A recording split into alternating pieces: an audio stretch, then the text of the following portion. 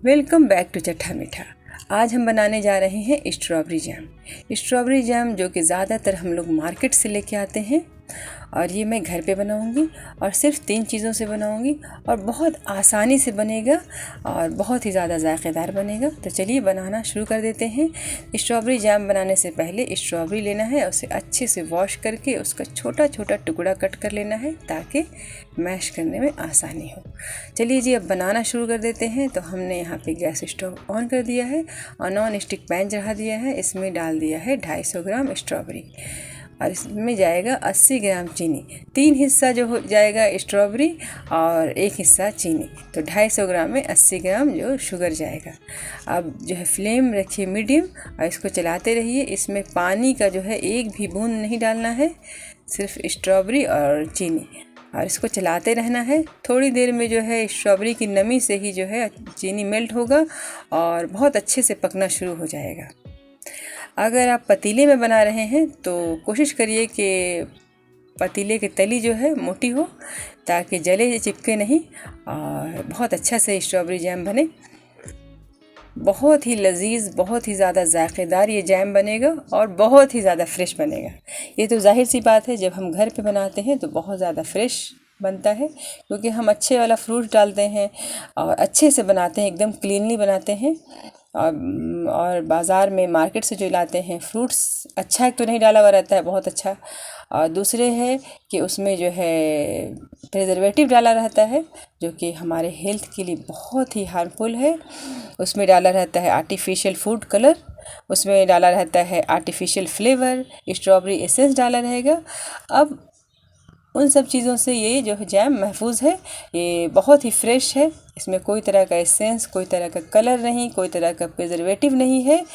तो ये बहुत बड़ी बात है कि हम घर पे बना रहे हैं, तो जब हम खाएंगे तो हमारे जिस्म को वो लगेगा कि हाँ ये अच्छी चीज़ है। हम बच्चों को देंगे तो हमें खुशी फील होगी कि हाँ।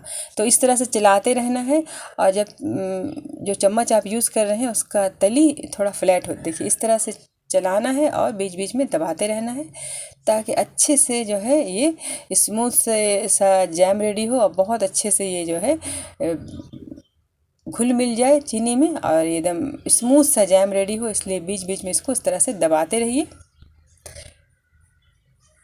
बहुत जल्दी जो है 5 मिनट के अंदर अंदर जो ये जैम रेडी हो जाएगा, क्योंकि ज़्यादा ये नहीं है, 250 ग्राम ही है।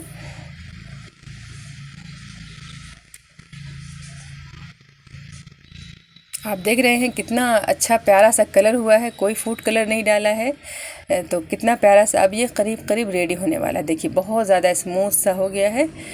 तो अब इसमें हम डाल देंगे थोड़ा सा लेमन जूस डालेंगे, ज़्यादा नहीं डालेंगे, 1/4 टीस्पून डालेंगे।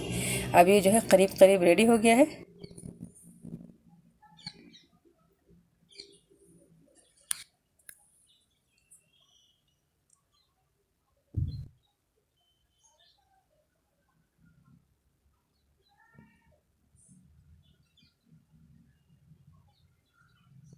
आप देख रहे हैं कितना कितना स्मूथ हुआ है, कितना अच्छा लग रहा है जैम ये।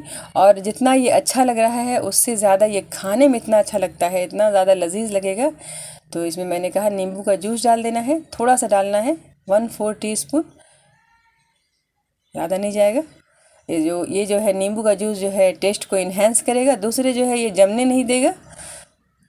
ये जो जम जाता है शुगर की वजह से, वो जमने नहीं देगा। तो अब जो है ये रेडी हो गया है, तो थोड़ी देर में हम गैस स्टोव ऑफ कर देंगे। जैम हमारा रेडी हो गया है।